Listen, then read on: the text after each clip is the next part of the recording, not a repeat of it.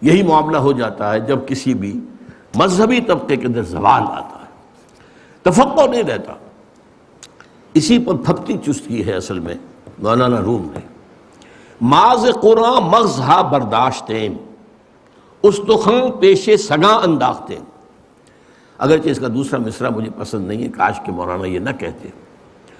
ہمیں معلوم ہے کہ تاریخ اسلام کے دوران یہ دو طبقے جو تھے صاحب علم یا جو بھی لوگ تھے جن کی حیثیت ہوتی تھی دینی اعتبار سے، ایک فقہا، مفتی حضرات، مفتی قاضی، یہ فقہا میں سے ہوتے تھے، ایک صوفیہ جو تزکیہ نفس، اللہ کی محبت، دنیا سے کی محبت کو دل سے نکالنا۔ اب یہ دونوں کے درمیان چشمک رہتی تھی، یہ ان پر فقرے چوس کرتے تھے، یہ ان پر فقرے چوس کرتے تھے۔ یہ کیا ہیں، یہ لوگ پڑے ہوئے ہیں، یہ تو صرف جو ہے وہ یہ استنجے کے ڈھیلے گنتے رہتے ہیں، کتنے ڈھیلوں سے استنجا پورا ہو جاتا ہے۔ اور وہ کہتے ہیں یہ اپنے خیال میں اللہ کی محبت میں انہیں الف کا نام بے تو آتی نہیں، فقہ کے فلاں مسئلہ تو معلوم نہیں۔ تو بہرحال تفقہ جو ہے وہ ہے دین کا گہرا فہم۔ اور تعویل کسے کہتے ہیں؟ تعویل کے مقابلے میں لفظ آتا ہے تفسیر۔ تفسیر کیا ہے؟ تفسیر ہوتا ہے انڈیویجول الفاظ کے حوالے سے غور و فکر۔ قرآن کا یہ لفظ کیا ہے، اس کا مادہ کیا ہے، پھر یہ کس باب میں آیا ہے، اس کے اندر کوئی تعلیل ہوئی ہے یا نہیں ہوئی ہے، تعلیل ہوئی ہے تو کیا ہوئی ہے، یہ جو نحوی جو اس کی جو کنسٹرکشن ہے اس میں کس جگہ پر ہے، یہ مبتدا ہے، خبر ہے، کیا ہے، یہ ساری بحث جو ہے یہ تفسیر میں ہوگی۔ ایک ہوتی ہے تعویل، کسی شے کے اصل مدعا اور مقصود تک پہنچنا۔ تو تفسیر ایک ذریعہ ہے، تفسیر مقصود نہیں ہے۔ مقصود تو یہ ہے کہ اس کلام کا جو اصل مدعا ہے، جو اصل موضوع ہے، جو اس کا حاصل ہے، جو اس کا گودا ہے، وہ حاصل کیا جائے۔ یہ ہے وہ بات جو کہی ہے مولانا روم نے کہ ماز قرآن مغز ہا برداشتیں استخاں پیشے سگنا انداختیں۔ بس یہ دوسرا مصرع مجھے پسند نہیں ہے، لیکن کیا کروں، سنانا پڑتا ہے۔ بہرحال یہ چند باتیں ہیں جو میں نے آج آپ کے سامنے رکھی۔ البتہ ایک مغالطے کا ازالہ ضروری ہے۔ اللہ تعالیٰ کا ایک ہے فعل یا عمل، ایک ہے اس کا قول یا کلام، ان دونوں میں تضاد نہیں ہو سکتا۔ عام انسان کے بھی اگر قول و فعل میں تضاد ہو تو آپ اسے گھٹیا سمجھتے ہیں۔ لما تقولون ما لا تفعلون، کیوں کہتے ہو جو کرتے نہیں۔ کبر مقتا عند اللہ ان تقولون ما تفعلون، کیوں بہت بڑا گناہ ہے اللہ کے نزدیک، غضب میں اللہ کو لانے والی شے ہے کہ تم کہو جو کرتے نہیں۔ اب اللہ کا عمل کیا ہے؟ اس کائنات کی تخلیق، ابداع، اس کی تقدیر، اس کی تدبیر۔ سبح اسم ربک الاعلی الذی خلق فسوی والذی قدر فہدی۔ یہ اللہ کا عمل ہے، کون چلا رہا ہے، کس نے بنایا؟ یہ قوانین فطر کس نے بنائے؟ یہ دن اور رات کا الٹ پھیر کون کر رہا ہے؟ یہ سب اللہ کا عمل ہے۔ ایک ہے اللہ کا قول اور کلام، وہ وحی کے ذریعے سے آتا رہا ہے۔ ان دونوں میں کوئی تضاد نہیں ہے۔ ہمارے ہاں اس وقت ذہن یہ بن چکا ہے یہ دینی علم، یہ دنیاوی علم، یہ دینی علم، یہ دنیاوی علم، کوئی تقسیم علم میں نہیں ہے۔ یہ بھی علم ہے، وہ بھی علم ہے، اگرچہ حالات کے اعتبار سے اہمیت کے اندر فرق واقع ہو جائے گا، یہ میں بعد میں عرض کروں گا۔ ایک علم جو ہے یہ اصل میں ایکوائرڈ نالج کہلائے گا، اکتسابی علم، اس کائنات کا علم، یہ کائنات کیسے بنی ہے، اس کائنات میں کیا کیا ایلیمنٹس ہیں، وہ کیسے وجود میں آئے ہیں، اس کائنات میں حیات کہاں سے آئی ہے، کب سے آئی ہے، کس طور سے آئی ہے، پھر اس کا میں کوئی ارتقا ہوا تو کیسا ہوا، کس طرح ہوا، یہ مختلف فینومینا آف دی نیچر کیسے چل رہے ہیں، یہ سب اللہ کا عمل ہے، یہ اللہ کا فعل ہے، اللہ کر رہا ہے نا، فاعل کون ہے؟ اللہ ہے۔ اس کا مطالعہ کرنا یہ کوئی غیر اسلامی فعل نہیں ہو سکتا۔ یہ ہمارے دماغوں میں بات بٹھا دی گئی ہے اور غلطی سے، خاص طور پر انگریز کے یہاں آنے کے بعد سے یہ غلطی بڑھتی چلی گئی، بڑھتی چلی گئی، بڑھتی چلی گئی۔ اس کا ایک خاص سبب ہے، انگریز کے زمانے میں ایک طرف تو انہوں نے ہمیں فتح کیا، ہم مفتوح تھے، تھکے ہارے تھے، ہمارا مورال بہت ڈاؤن تھا۔ پھر ان کی ایک تہذیب آ گئی، ان کا علم آ گیا، ان کی سائنس آ گئی، اور سائنس بھی جو نیوٹن کے دور کی سائنس تھی۔ یہ جو سیلاب آیا تو علماء کو یہ خیال ہو گیا یہ سیلاب میں مسلمان بہہ جائیں گے، اور اس کا نتیجہ بھی سامنے آ گیا۔ سر سید احمد خان نے جو تفسیر لکھی 15 پارے کی، وہ دھجیاں بکھیر دی اسلامی عقائد کی۔ فرشتہ کسی بلا کا نام نہیں ہے، یہ سب فورسز آف دی نیچر ہیں، ان کا نام ہے، کوئی علیحدہ مشخص وجود نہیں ہے، جنات کوئی علیحدہ مخلوق نہیں ہے، یہ صرف استعارتن کہہ دیا گیا ہے کہ وہ آگ سے بنائے گئے۔ یہ مشتعل مزاج قسم کے لوگ ہوتے ہیں، جیسے ہم کہتے ہیں فلاں شخص جو ہے غصے میں آگ بن گیا، آگ بگولا ہو گیا۔ بھئی وہ آگ بگولا تو نہیں ہو جاتا، غصے کو ہم نے تعبیر کیا وغیرہ وغیرہ۔ سارے جو معجزات ہیں ان کا انکار، اسی لیے ان کو کہا گیا نیچری۔ یہ جو نیچر ہے یہ سب اس کے فینومینا ہے، ان میں کوئی شے جو ہے بریک آف نیچر نہیں ہے۔ معجزہ کہتے ہیں اس کو، خرق عادت، جو نیچرل قوانین ہیں ان کے اندر کہیں توڑ دیتا ہے اللہ، اور کوئی خاص شے ظاہر کرتا ہے۔ آگ کی فطرت ہے جلائے، حضرت ابراہیم کو نہیں جلایا، اللہ کا اختیار تھا۔ آگ اللہ کے حکم سے باغی تو نہیں ہو سکتی۔ پانی کی فطرت ہے کہ وہ اپنی سطح برقرار رکھتا ہے، حضرت موسیٰ کا جو عصا ہے اللہ کے حکم سے پڑا ہے، سمندر پھٹ گیا۔ سمندر اللہ کے حکم کے خلاف تو نہیں جا سکتا۔ تو قوانین طبیعہ، یہ جو نیچریت جب ہمارے ہاں آئی ہے تو ایک گویا کہ تحفظ کے طور پر یہ کیا گیا، پڑھو ہی مت، نہ انگریزی پڑھو، نہ سائنس پڑھو، نہ یہ پڑھو، نہ وہ پڑھو، جسے آپ کہیں گے ترک موالات، نو کوآپریشن، نان کوآپریشن۔ اس کی وجہ سے پھر انہوں نے تعلیم کیا کیا، قال اللہ قال رسول، قال اللہ قال رسول، اپنے گھروں دے بنا لیے، بس اللہ اس کے رسول کا نام لے رہے ہیں۔ یہ ایک دفاعی تجویز تھی مسلمانوں کے کچھ اسلام ایمان کو بچانے کے لیے۔ اگر نہ ہوتا، یہ بہت اہم بات بتا رہا ہوں آپ کو کہ اس کا بہت بڑا رول ہے، ورنہ یہ آپ کی مسجدیں نہ ہوتی، آباد نہ ہوتی۔ یہاں جو لوگ بیٹھے رہے درویش 5 روپے ماہانہ کی تنخواہ پر وہ اللہ کا نام لیتے رہے، اذانیں دیتے رہے، نمازیں پڑھاتے رہے، جمعے پڑھاتے رہے، تو یہ سارا کام جو ہوا یہ ایک خاص وقت کی ضرورت کے تحت تھا۔ بدقسمتی سے اب ہمارے یہاں روایت یہ ہے کہ جو ہمارے علماء یا ہمارے اسلاف کا جہاں بس وہی ٹھیک ہے، اب اسی کو پکڑ کے رکھنا، دانتوں سے پکڑنا، یہ غلط ہے۔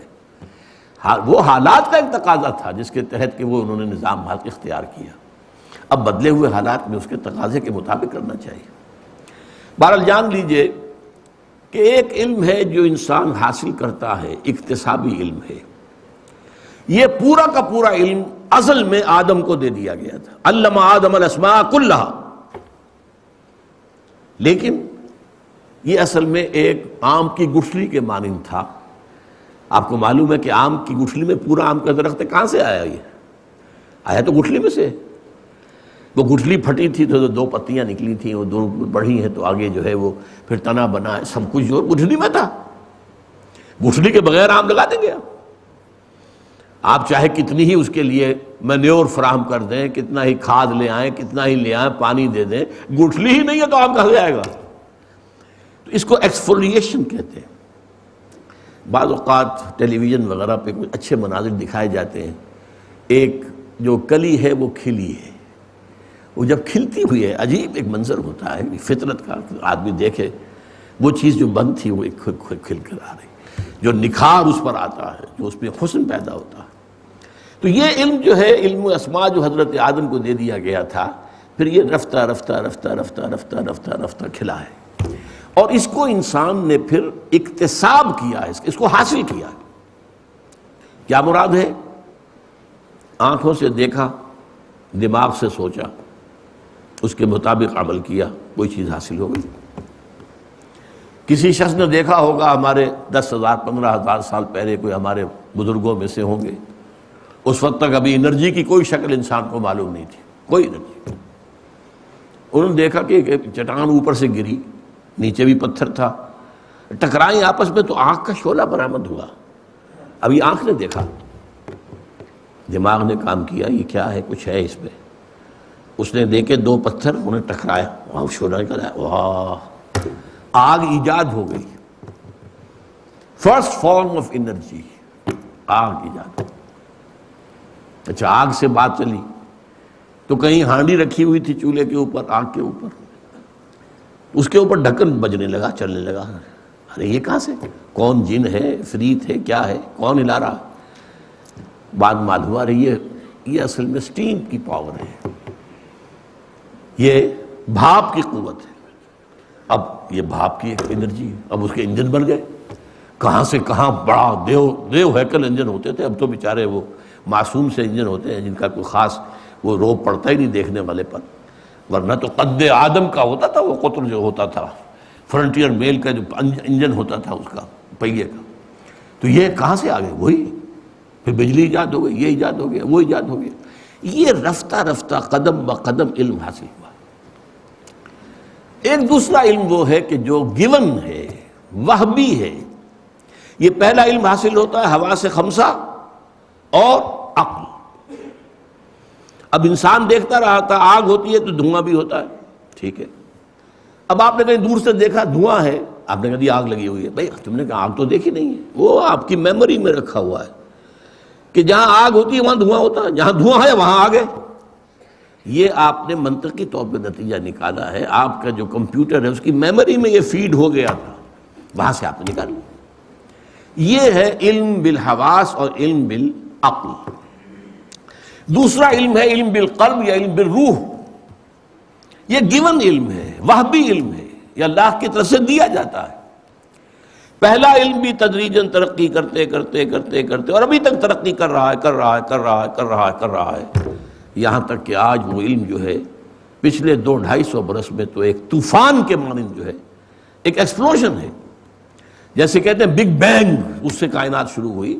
یہ علم کا بگ بینگ ہے جو ہوا ہے. ٹیکنالوجی کہاں سے کہاں پہنچ گئی ہے، انسان کہاں سے کہاں پہنچ گیا ہے. عروج آدم خاکی سے انجم سہمے جاتے ہیں کہ یہ ٹوٹا ہوا تارا مہ کامل نہ بن جائے. اسی طریقے سے وہ جو علم تھا جو قلم کو دیا گیا، اس کا نام وحی ہے، یہ بھی ترقی کرتا رہا. جیسے جیسے انسان کے ذہن نے ترقی کی، انسان کی عمرانی جو ہے ارتقا ہوا، ایسے ایسے اللہ تعالیٰ کی طرف سے وحی بھی آتی ہے. فَإِمَّا يَأْتِيَنَّكُم مِّنِّي هُدًى فَمَن تَبِعَ هُدَايَ فَلَا خَوْفٌ عَلَيْهِمْ وَلَا هُمْ يَحْزَنُونَ. یہ 2 علم ہیں جو انسان کے پاس ہیں. دونوں علم مذہبی ہیں، دونوں دینی ہیں، دونوں اسلامی ہیں. یہ کائنات کسی اور کی بنائی ہوئی نہیں ہے، کسی شیطان کی بنائی ہوئی تو نہیں ہے، اللہ کی بنائی ہوئی ہے.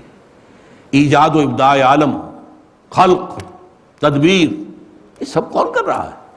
یدبر الامر من السماء الى الارض ثم يعرج الیہ فی یوم کان مقدارہ الف سنۃ مما تعدون. کون ہے یہ اللہ ہے. یہ اللہ کا فعل ہے، اس کا مطالعہ کرنا، اس کو سمجھنا، اس میں جو قوانین مخفی ہیں ان کو اجاگر کرنا، ان میں جو سوئی ہوئی قوتیں ہیں انہیں بیدار کرنا، سوئی ہوئی قوتیں، اور اس کے اندر سے اس کو پھر کام میں لانا. تسخیر کائنات، تمہارے لیے آسمان اور زمین جو کچھ اس میں ہے وہ مسخر کر دیا گیا. انسان کا یہ علم جس طرح بڑھ رہا ہے ابھی کہاں تک جائے گا آپ اندازہ نہیں کر سکتے. میں اس کے بارے میں ابھی عرض کروں گا کہ جب یہ انتہا کو پہنچے گا تو اسی کا نام ہے فتنہ دجال. اس لیے کہ یہ پورا جو فزیکل فینومینا اور پورے فزیکل نالج ہے اس پوری کائنات کا، وہ انسان کے ہاتھ میں آ جائے گا پورا کا پورا. پھر دجال جو چاہے گا کرے گا. وہ کسی بنجر زمین سے گزرے گا اور کہے گا نکالو اپنے خزانے، اور لہلاتی ہوئی کھیتیاں نکل آئیں گی. اس کا سواری وہ ہوگی جس کا ایک قدم مدینے میں تو دوسرا بیت المقدس میں ہوگا. اس کے لیے یہ جو فورسز آف دی نیچر ہے مسخر ہو جائیں گی، جو اللہ نے انسان کے لیے پوٹینشلی مسخر کی ہوئی ہیں، لیکن تدریجاً وہ ان کی دریافت کرتا جا رہا ہے، تدریجاً ایک ایک کر کے قدم بقدم. لیکن جیسا کہ میں نے عرض کیا، اس وقت بھی تقریباً 200-250 برس کے دوران یہ فزیکل سائنسز جو یورپ سے شروع ہوئی تھی وہ اس مقام تک پہنچ چکی ہیں کہ عروج آدم خاکی سے انجم سہمے جاتے ہیں کہ یہ ٹوٹا ہوا تارا مہ کامل نہ بن جائے. دوسرا جو ہے علم، وہ علم ہدایت تھا. یہ کرو یہ نہ کرو، دیکھو یہ کام غلط ہے، یہ نہ کرنا، یہ برا ہے، یہ نہ کرنا، اس میں تمہارا نقصان ہے، یہ نہ کرنا، یہ چیز ٹھیک ہے، مفید ہے، کرو۔ یہ علم ہدایت ہے۔ علم ہدایت وحی کے ذریعے سے آتا رہا، وحی کے ذریعے سے آتا رہا، وحی کے ذریعے سے آتا رہا، اور یہ علم جو ہے یہ بھی تدریجاً ترقی کرتے ہوئے مکمل ہو گیا قرآن حکیم پر۔ الیوم اکملت لکم دینکم واتممت علیکم نعمتی ورضیت لکم الاسلام دینا۔ اس کا نام وحی ہے۔ یہ روح کے ذریعے سے اور قلب کے ذریعے سے، چونکہ قلب جو ہے مسکن ہے روح کا، اس سے انسان کو وصول ہوتی ہے، یہ خود حاصل نہیں کرتا۔ نبوت وہبی شے ہے، اکتسابی نہیں ہے۔ ہاں ولایت ہے، آپ اکتسابی کر سکتے ہیں، نیکی میں خیر میں بڑھتے چلے جائیں، بڑھتے چلے جائیں، بڑھتے چلے جائیں، اللہ کے دوست بن جائیں۔ وہ مقام بھی آ سکتا ہے ایک حدیث کی روح سے کہ اللہ آپ کا ہاتھ بن جائے جس سے آپ پکڑے، اللہ آپ کا پاؤں بن جائے جس سے آپ چلیں، اللہ آپ کی آنکھیں بن جائے جس سے آپ دیکھیں۔ ہو سکتا، ممکن ہے، حدیث نبوی ہے، حدیث صحیح ہے، بخاری کی روایت ہے۔ لیکن یہ ہے کہ کیا کرنا ہے کیا نہیں کرنا ہے، کیا صحیح ہے کیا، اس کا علم جو ہے وہ وحی سے ملے۔ یہ وحی جو ہے دو قسم کی ہے، وہ بھی علم ہے۔ یہ ایک محفوظ وحی جس میں نہ کوئی شیطان یا شیطانیت کی کوئی آمیزش ہو سکتی ہے، نہ نفسانیت کی۔ یہ محفوظ وحی انبیاء کو آتی رہی ہے، صرف انبیاء اور رسول، بس سب کو۔ ایک ہے غیر محفوظ، یہ ہر انسان کو ہو سکتی ہے، حیوان کو ہو سکتی ہے۔ جیسے کہ قرآن میں آتا، اللہ نے شہد کی مکھی کو وحی کی ہے، اس کے اندر جو جبلی چیزیں اللہ نے رکھ دی ہیں وہ اللہ کی طرف سے وحی ہے۔ حضرت موسیٰ کی والدہ جو ہے وہ کوئی نبی تو نہیں تھی، وحی ان کو کی، اللہ نے وحی کی، تو وحی ہوتی ہے۔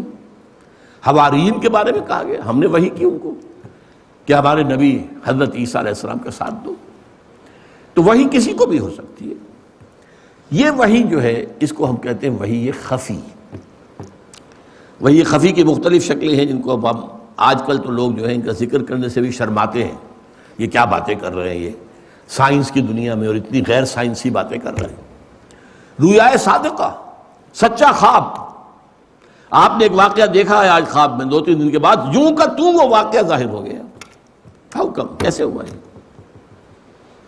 اس کو حدیث میں کہا گیا رویائے صالحہ یا رویائے صادقہ، سچا خواب۔ اور کہا گیا یہ 60واں حصہ ہے نبوت کا یا 46واں حصہ ہے نبوت۔ کشف، آپ بیٹھے یہاں ہیں اور دیکھ رہے ہیں شام کا جو محاذ جنگ ہے، حضرت عمر خطبہ دے رہے ہیں مسجد نبوی میں، اور شام کا محاذ جنگ سامنے آ گیا، دیکھ لیا۔ آج آپ ٹی وی کی مدد سے دیکھ سکتے ہیں، وہاں ٹی وی نہیں تھی، بس اور کیا بات تھی، باقی تو ساری جو ہے فزیکل فورسز تو موجود تھی۔ آج وہ جو ویوز آتی ہیں جن چیزوں پر سوار ہو کر آتی ہیں، وہ چیزوں تو فضا میں پہلے سے موجود تھی۔ اب ہم نے ذرا کچھ یاد کرنی ہے چیزیں جن سے کہ ہم ان ویوز کو کنٹرول کر لیتے ہیں، باقی ویوز ہم پیدا تو نہیں کر سکتے۔ بہرحال یہ ساری چیزیں، کشف، الہام، نفس الروع، یہ مختلف الفاظ ہیں، لیکن خاص طور پر نوٹ کیجئے نبی کی وحی خفی بھی محفوظ ہوتی ہے۔ ایک اعتبار سے محفوظ، یعنی کوئی شیطان کی آمیزش نہیں ہو سکتی، شیطنت کی آمیزش نہیں ہو سکتی، چاہے نبی کا خواب ہو۔ صرف حضرت ابراہیم نے خواب دیکھا تھا اپنے بیٹے کو ذبح کر رہے، کوئی وحی جلی تو نہیں آئی تھی، کوئی واضح وحی تو نہیں آئی تھی نا۔ حضور نے خواب دیکھا تھا کہ میں عمرہ کر رہا ہوں، کوئی وحی جلی تو نہیں تھی۔ لیکن نبی کی وحی خفی جو ہے وہ بھی محفوظ ہوتی ہے، نہ شیطان کی آمیزش ہو سکتی ہے اور نہ ہی اس میں نفس کی آمیزش ہو سکتی ہے۔ البتہ وحی خفی لفظاً محفوظ نہیں ہوتی۔ وحی خفی کا ہمارے پاس ذخیرہ حدیث ہے، معنن محفوظ ہے، لیکن ہر لفظ اس کا محفوظ نہیں ہے، اس میں کوئی ادھر سے ادھر ہو سکتا ہے۔ جیسے ابھی میں ایک جملہ کہوں آپ سے اور 15 منٹ کے بعد آپ سے میں کہوں کہ ذرا آپ سب لوگ جملہ لکھ دیجئے کاغذ پر میں نے کیا کہا تھا، میں فرق ہو جائے گا کہ نہیں؟ تو یہ فرق جو ہے احادیث کے اندر ہو جاتا ہے لفظی طور پر۔ چنانچہ جسے کہا گیا ام السنہ حدیث جبرائیل، اس کی روایات میں فرق ہے، بہت ترتیب میں فرق ہے، لیکن مضمون ایک ہے۔ بہرحال یہ جو دو علم ہیں ان کی آج ہم حقیقت سمجھ لیا آپ نے۔ گویا دینی اور دنیاوی تعلیم کی تقسیم غلط ہے، یہ ایک ہی ہے۔ ایک ہی تصویر کے دو رخ ہیں، اور ستم بالائے ستم یہ ہے کہ دینی تعلیم کے نام سے جو علم پڑھایا جا رہا ہے وہ بھی دین کا نہیں ہے، فقہ اور قانون شریعت کا ہے۔ فقہ اور قانون شریعت اپنی جگہ ایک اہم شے ہے، ضرورت شے ہے۔ دین کا تفقہ، وہ خیر جس کو کہا گیا یعلم الناس خیر، وہ قرآن ہے۔ تفقہ فی الدین قرآن کے ذریعے سے ہے۔ یہ خیر، یہ اس کی بجائے ساری توجہ جو میں نے عرض کیا آپ سے، وہ دینی نظام جو بنایا کس لیے گیا تھا؟ جب مسلمانوں کی حکومتیں ہوتی تھیں، چاہے وہ اسلامی حکومتیں نہیں تھیں لیکن قانون اسلامی رائج تھے، عدالتیں تھیں، قاضی تھے، مفتی تھے، تو قاضی اور مفتی کی ضرورت تھی، لہذا انہوں نے ایک ایسا نظام بنا دیا۔ ہمارے ہاں جنہیں اکیڈمیز کہتے ہیں، سول سروس اکیڈمی، وہ لوگ جنہوں نے آ کے سرکاری ملازمتیں کرنی ہے، انہوں نے کہیں ڈپٹی کمشنر یا ڈی سی ہو یا یہ یا وہ بننا ہے، ان کی ٹریننگ۔ یہ نظام تعلیم جو ہے جسے آج ہم دینی نظام تعلیم کہتے ہیں، یہ اصل میں مسلمان حکومتوں کی سول سروسز کی اکیڈمیز تھی۔ اب وہ تقریباً irrelevant ہو چکی ہیں، وہ شریعت نافذ ہی نہیں، اس پر بحثیں ہوتی رہیں گی۔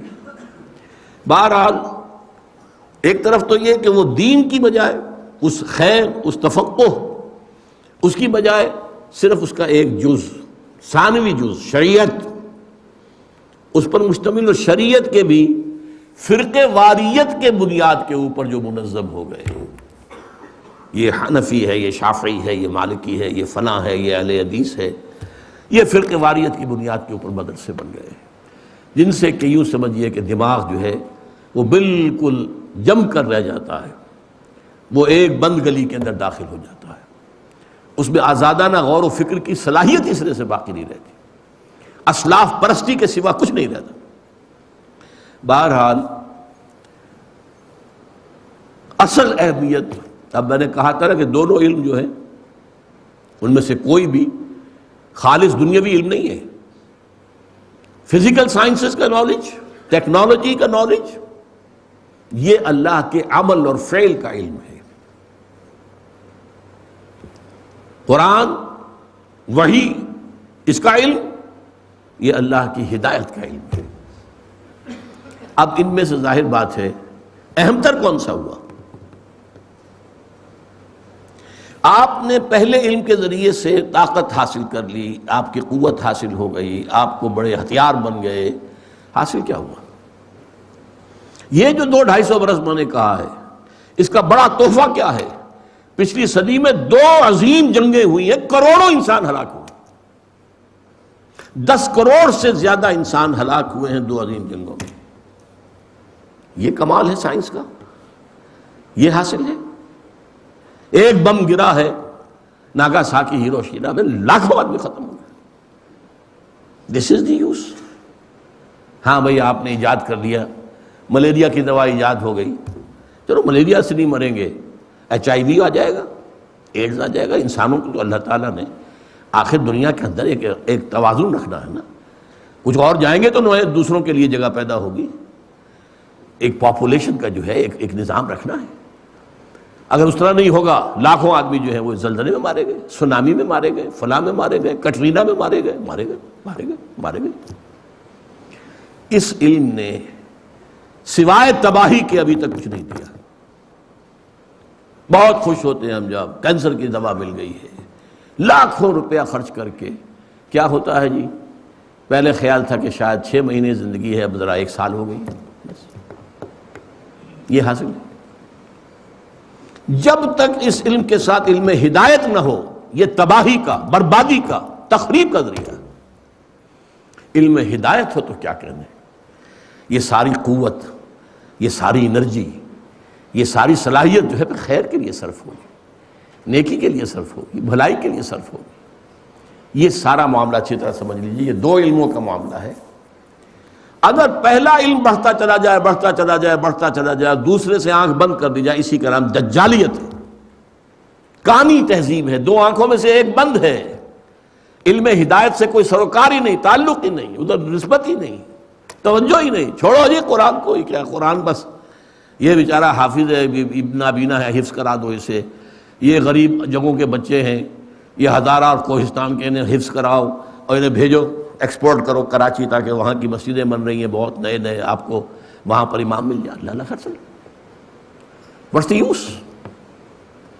قرآن کا علم نہیں ہے. قرآن یاد کرنے کا ہے، تجوید ہو رہی ہے، حفظ ہو رہا ہے. قرآن کا فہم تفقہ کہاں ہے؟ ادھر توجہ ہی نہیں. اس پہلو سے کیجئے کہ اصل اہمیت اس علم میں ہدایت کی ہے. اگر وہ ہے تو یہ علم جو دوسرا ہے انسانی علم، اللہ کے فعل اور عمل کا علم، یہ بہت مبارک ہے، نور علی نور ہے. اگر نہیں ہے تو یہی دجالیت ہے، یہی تخریب کا ذریعہ ہے، یہی تباہی اور بربادی کا ذریعہ. چنانچہ آپ دیکھیے، بڑی اہم بات کہہ رہا ہوں، حضور نے صلی اللہ علیہ وسلم پہلے علم کی طرف تو توجہ دلائی ہی نہیں. کوئی سائنس پڑھائی، بلکہ ایسے یوں کر کے ایک طرف کر دیا.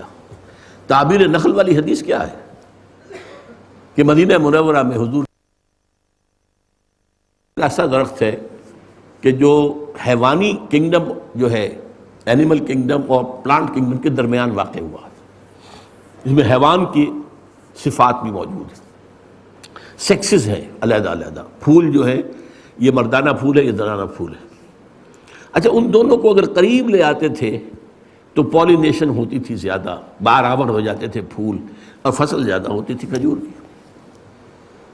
حضور مدینہ تشریف لایا، آپ نے دیکھا یہ کیا کر رہے ہیں. آپ کو خیال آیا ہوگا کہ یہ جو ہے خام خواہ فطرت اور قدرت کے اندر دخل اندازی کیوں ہو رہی ہے؟ Nature can take care of it self. یہ خواب آپ نے انسانی کوشش سے، صرف آپ نے یہ کہا تم یہ نہ کرو تو کیا ہے، منع نہیں کیا، نہ کرو تو کیا ہے. صحابہ کے لیے تو یہ کہہ دینا ایک بہت بڑی بات. نہیں کیا فصل کم ہو گئی. اب ڈرتے ڈرتے آئے حضور، آپ نے یہ فرمایا تھا، ہم نے تعبیر اسے کہتے ہیں، تعبیر عین سے نہیں، تعبیر، تے اور پھر الف کے اوپر حمزہ لگا ہوا، تعبیر. ہم نے نہیں کی، اس دفعہ فصل کم ہو گئی. ایک جملہ، انتم عالم بامور دنیاکم، یہ جو امور دنیا کے علوم ہیں ان کا علم تمہیں زیادہ حاصل ہے، میں یہ پڑھانے نہیں آیا ہوں. جو تمہارا علم ہے، جو تمہارا تجرباتی علم ہے، استعمال کرو، میں انہیں اس سے منع کرنے نہیں آیا. یہ بڑی اہم حدیث ہے جس کی طرف بہت کم توجہ ہوئی ہے، بہت اہم حدیث. انتم عالم بامور دنیاکم. لہذا حضور نے اپنی حیات طیبہ میں صرف ایک کام کیا، تعلیم قرآن کی حدیث لکھنے سے منع کیا ہے. مبادا قرآن اور حدیث کے اندر گڑبڑ ہو جائے معاملہ. قرآن کے ذریعے سے ایمان ایمان ایمان ایمان، تفقہ تفقہ تفقہ تفقہ، یہ کام کیا، اور اس کے نتیجے میں جہاد جہاد جہاد جہاد، یہ کام کیا. کوئی سائنس نہیں پڑھائی، کوئی فزکس نہیں پڑھائی، کوئی جیولوجی نہیں پڑھائی، کوئی باٹنی، کوئی زوالوجی، کوئی کاسمولوجی، کوئی ایسٹرونومی، کچھ. ہاں البتہ جب اسلام کے ذریعے سے ایمان کا روشنی پھیل گئی، ماحول منور ہو گیا، اب مسلمانوں نے پہلا علم جو ہے اس پر بھی توجہ کی. سائنس کے میدانوں میں بڑے بڑے کام کیے، کارہائے نمایاں کی، ان کے اوپر باقاعدہ کتابیں لکھی جاتی ہیں. لیکن یہ اس کے بعد اس ترتیب کو ذہن میں رکھیے. صورتحال آج کیا ہے، کہاں کھڑے ہیں ہم؟ ایک طرف اکتسابی علم جو ہے، علم بالحواس اور علم بالعقل، ان کی بلندی آسمان کو چھو رہی ہے. اقبال نے کسی خاص کیفیت میں شعر کہا ہے، یہ عروج آدم خاکی سے انجم سہ میں جاتے ہیں کہ یہ ٹوٹا ہوا تارا میں کامل نہ بن جائے. کہاں تک پہنچے گا یہ انسان؟ یہ انسان ہدایت کے بغیر ہوگا، یہی دجال ہوگا. Forces of the nature per control, وہی دجال ہے. اس کی صفات آپ نے پڑھی احادیث کے اندر. آج ہم یہاں کھڑے ہیں کہ اکتسابی علم اپنے پورے عروج پر ہے، لیکن ایمان اور یقین ایک بجھتا ہوا چراغ ہے، بلکہ بجھا ہوا ہے۔ اس سچویشن کو پہچاننا ضروری ہے۔ ہمارے سامنے ہے کیا، مسئلہ کیا ہے؟ ان دو چیزوں کے نتیجہ میں نکالتا ہوں، العود علی البد، جہاں سے آغاز ہوا تھا وہیں لوٹو، دوبارہ قرآن کو تھامو، قرآن کی روشنی سے اسے دلوں کو منور کرو، جو حضور نے کیا صلی اللہ علیہ وسلم۔ اس لیے کہ جیسا کہ اقبال نے کہا کہ دنیا کو ہے پھر مارکہ روح و بدن پیش، اب آخری مارکہ روح و بدن ہونے والا ہے، میٹر اینڈ اسپرٹ، روح انسانی اور یہ مادی قوت، ان کا مقابلہ ہونے والا۔ دنیا کو ہے پھر مارکہ روح و بدن پیش، تہذیب نے پھر اپنے درندوں کو، بھارت عجیب الفاظ استعمال کیے ہیں، تہذیب اور درندہ، ان دونوں الفاظ کو جمع کریں تو آج کا امریکہ ہے۔ ہماری تہذیب، ہماری تہذیب، ہماری تہذیب، جیسے فرعون نے کہا تھا وَيَذْهَبَا بِطَرِيقَتِكُمُ الْمُثْلَىٰ، یہ آج جو موسیٰ اور ہارون آ گئے ہیں، یہ تمہاری مثالی تہذیب کو ختم کرنے کے در پہ، مثالی تہذیب، جو لفظ فرعون نے استعمال کیے تھے آج وہی بش استعمال کر، ہماری تہذیب، our way of life، اس کو برباد کرنے کے لیے فنڈامنٹلسٹ جو ہیں اس کو ختم کرنے پر تلے ہوئے ہیں۔ دنیا کو ہے پھر مار کے روح و بدن پیش، تہذیب نے پھر اپنے درندوں کو ابھارا، اللہ کو پامردی مومن پہ بھروسہ، ابلیس کو یورپ کی مشینوں کا سہارا، یورپ کی مشینوں کا سہارا۔ واقعہ یہ ہے ویسٹ کھڑا ہے اپنی ٹیکنالوجی کے بل پر، تہذیب ختم ہو چکی، برباد ہو چکی۔ اس عظیم مملکت کا صدر یہ کہے کہ عنقریب ہماری قوم کی اکثریت حرام زادوں پر مشتمل ہوگی، تہذیب کے تو ختم ہو چکا، سنڈاس بن چکا، تہذیب کہاں ہے؟ خاندان کا ادارہ ختم ہو چکا، we are living together, we are not married, that's all. بچہ بچے ذرا بھی ہو گئے، جاؤ اپنے پاؤں پر، we don't owe anything to you, be on your own feet. کہاں تہذیب؟ پھر بڑھاپے میں سسکتے ہیں اپنی اولاد کی شکل دیکھنے کو، کون دکھاتا ہے شکل اپنی؟ جب تم نے گھر سے نکال دیا تھا، باغ بہشت سے مجھے حکم سفر دیا تھا، کیوں؟ کار جہاں دراز ہے، میرا انتظار کرتے رہو بیٹھے ہوئے، کرسمس کے دن بھی کوئی نہیں آئے گا ملنے کے لیے تم سے۔ تہذیب تو اس طرح سے برباد ہو چکی، تباہ ہو چکی۔ ہاں ٹیکنالوجی کے بل پر کھڑا، لیکن کچھ تھوڑی سی یہ تازہ ترین جو صورتحال پیش آئی ہے لبنان کے اندر، ہلکی سی بات سامنے آ رہی ہے کہ یہ ٹیکنالوجی بھی فیل ہو سکتی ہے، یا تو یہ ٹیکنالوجی اس طرح استعمال ہو کہ بم جو ہیں کارپیٹ بمبنگ ہو جائے، کلسٹر بمبنگ کی، اور لبنان سے ایک ایک انسان ختم کر دیا جائے، تب تو ٹھیک ہے، حزب اللہ بھی ختم ہو جائے گی۔ لیکن ایسے تو بڑا مشکل ہے، آخر دنیا میں اور دوسری قوتیں بھی ہیں، وہ بھی تو دیکھ رہی ہیں کہ کیا ہو رہا ہے۔ آخر ویپنز آف ماس ڈسٹرکشن کا تذکرہ ہر جگہ ہوتا ہے، ریسٹرکشنز ہیں، ورنہ واقعہ یہ ہے کہ اسرائیل کے پاس اتنے ایٹم بم ہیں کہ ایک دن میں 10 ایٹم بم بنائے تو لبنان کا تہس نہس ہو کر رہ جائے، ختم ہو جائے، حزب اللہ کا ایک نفس نہ بچے، اتنے ایٹم بم ہیں، اور کوئی عجب نہیں، تنگ آمد بجنگ آمد۔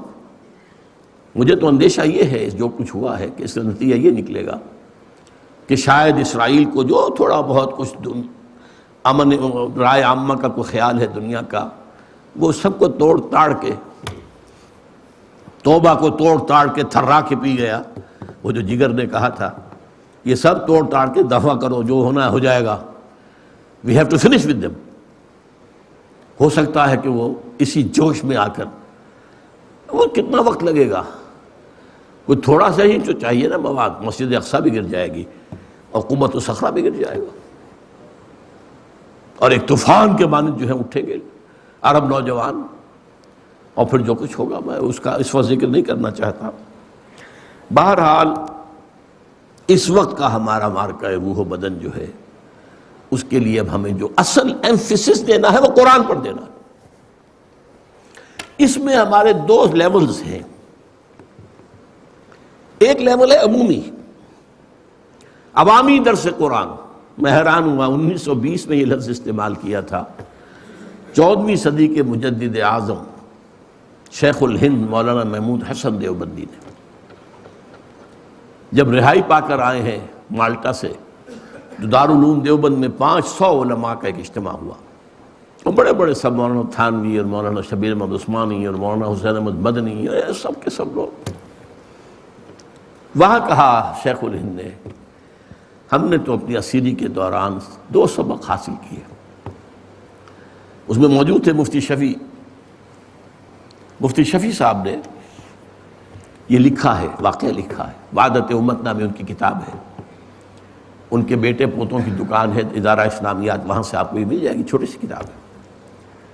وہ لکھتے ہیں کہ ہم حیران رہ گئے کہ یہ استاذ العلماء، شیخ الشیوخ، عمر کے اس حصے میں آ کر ان 70s کوئی نئے سبق سیکھ کے آیا، ان کون سے سبق؟